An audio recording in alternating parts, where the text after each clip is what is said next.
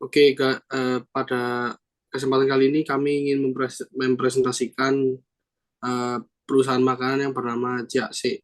Kami dari kelompok 9 yang beranggotakan 6 orang, yaitu William Jordan, Daniel Maverino, Sebastian Prayogo, saya sendiri, Michael David, Patrick, dan Gary Christopher.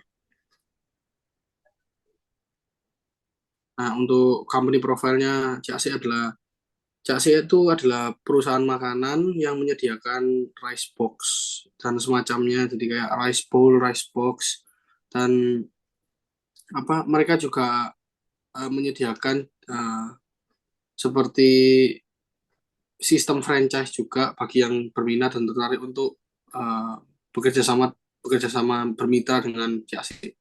Terima kasih.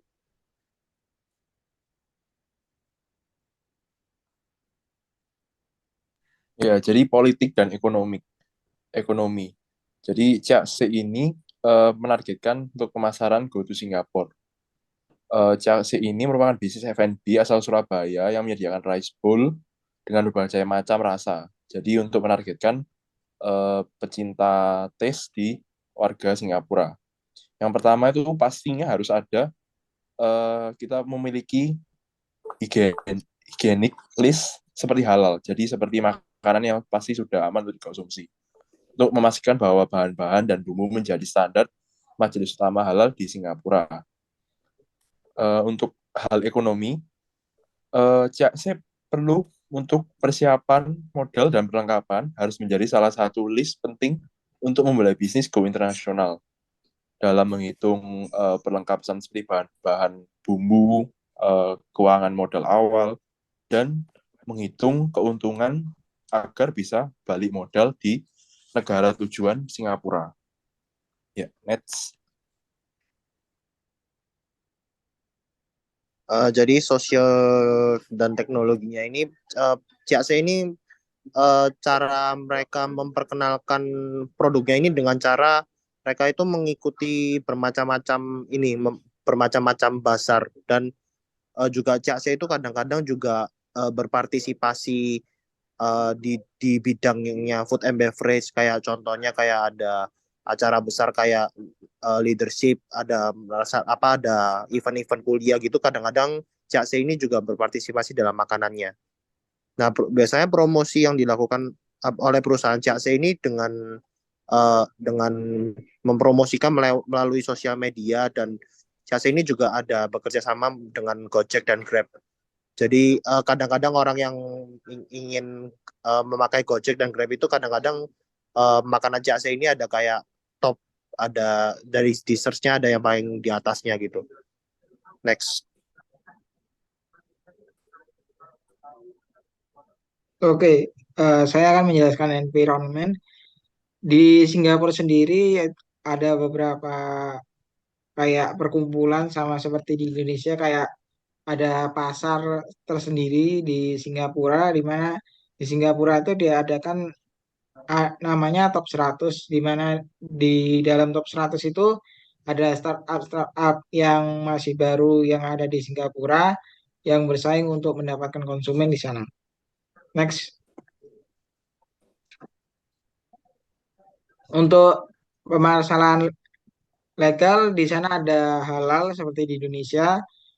Kalau di Indonesia kan ada MUI, kalau di di Singapura ada MUIS atau Majelis Ugama Islam Singapura yang menyediakan eh, kelegalan makanan mengenai halal atau tidaknya suatu makanan tersebut.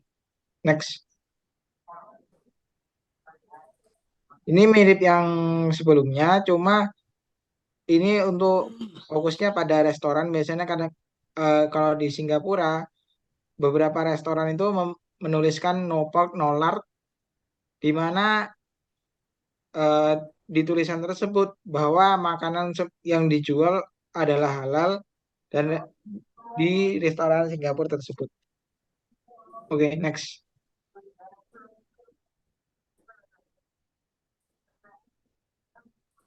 Yang selanjutnya adalah segmentasi. CAC menargetkan produk mereka di semua kalangan umur dengan harga yang cukup diterima di masyarakat. Untuk segmentasinya yaitu ada dari segmentasi perilaku.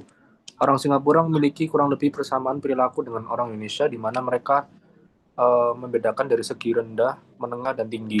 Lalu di segi segmentasi demografis, Singapura merupakan negara yang maju di mana peluang untuk barang luar negeri masuk ke negara Singapura dapat diterima. JAC dapat mengekspansi produk mereka di Singapura dengan menargetkan lokasi perkotaan yang sering dilalui oleh banyak orang seperti Orchard Road. Lalu di segmentasi psikografis, gaya hidup di Singapura dibagi menjadi kelompok yang berbeda berdasarkan gaya hidup mereka. Misalkan gaya hidup sederhana atau minimalis, dan gaya hidup mewah atau gaya hidup aktif dan berpetualang. Lalu yang terakhir, segmentasi geografis. Konsumen di Singapura dapat dijadikan peluang dengan mengerti kawasan berbisnis di Singapura, seperti contohnya di Central Park Business District, Jurong Lake District, dan Changi Business Park. Next. Yang selanjutnya ini adalah target. Targetnya yaitu mengekspansi produk F&B ke Singapura dapat memberikan banyak manfaat bagi perusahaan dan memperluas peluang bisnisnya di pasar nasional. Di antaranya yaitu manfaat-manfaat dari mengekspansi dua negeri. Yang pertama yaitu meningkatkan penjualan. Dengan memperluas kehadiran di pasar Singapura, perusahaan dapat meningkatkan penjualan produk F&B-nya dan meningkatkan pendapatan. Lalu yang kedua, meningkatkan keuntungan. Dengan meningkatkan penjualan, perusahaan dapat meningkatkan keuntungannya dan meningkatkan nilai tambah bagi produk mereka. Lalu yang ketiga, meningkatkan kesadaran merek. Mengekspansi produk F&B ke Singapura dapat membantu meningkatkan kesadaran merek perusahaan di pasar internasional dan dapat membantu membangun citra merek yang lebih kuat. Selanjutnya, memperluas pangsa pasar. Dengan mengekspansi produk F&B ke Singapura, perusahaan dapat memperluas pangsa pasar yang dijual di luar pasar domestiknya dan mencapai pangsa pasar baru yang lebih luas. Selanjutnya, menjalin kemitraan bisnis yang baru. Mengekspansi produk F&B ke Singapura dapat membantu perusahaan menjalin kemitraan bisnis baru dengan perusahaan lokal atau internasional, sehingga dapat memperluas jaringan bisnis dan meningkatkan peluang bisnis yang lebih baik di masa depan. Lalu yang terakhir, mengambil keuntungan dari potensi pertumbuhan pasar. Singapura adalah pasar yang berkembang dengan potensi pertumbuhan yang besar di sektor F&B, karena adanya pertumbuhan ekonomi yang tinggi, jumlah wisatawan yang meningkat. Next. Lalu yang terakhir, positioning. Strategi pemasaran untuk menempatkan produk atau merek di posisi yang terbaik dalam pikiran konsumen, yaitu langkah-langkahnya. Yang pertama, harga yang murah dan kualitas bagus. Singapura adalah pasar yang sangat berharga.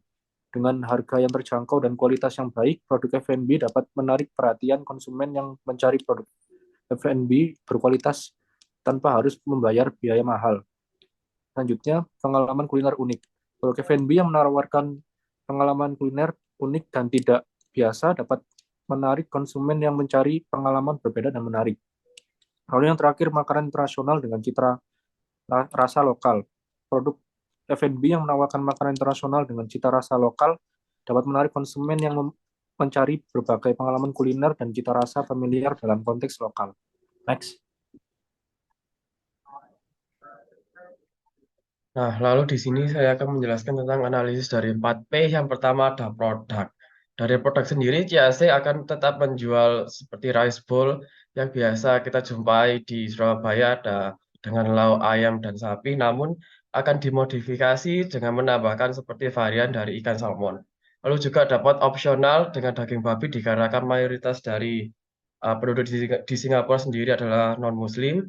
Lalu untuk price atau harga pasaran untuk rice bowl di Singapura ada sekitar 6-16 dolar Singapura, di mana hal ini termasuk affordable bagi mereka. Lalu untuk di place, untuk penempatan toko dari JAC sendiri dapat dengan di food court, di beberapa pusat perbelanjaan ataupun di tempat keramaian seperti perkantoran, lalu dapat juga di kampus-kampus, lalu juga bisa dengan media online atau bisa dengan ojek online. Lalu untuk promotion sendiri dapat dilakukan dengan online seperti di media sosial, dengan endorse, ataupun dengan paid promote. Lalu dapat juga dengan bekerja sama dengan brand-brand minuman yang sudah terkenal di sana, agar nama dari JAC sendiri dapat mengangkat. Lalu juga ada diskon seperti special deal ataupun seperti harga-harga bundle dan diskon di beberapa event. Nah, sekian dari presentasi kelompok kami. Terima kasih.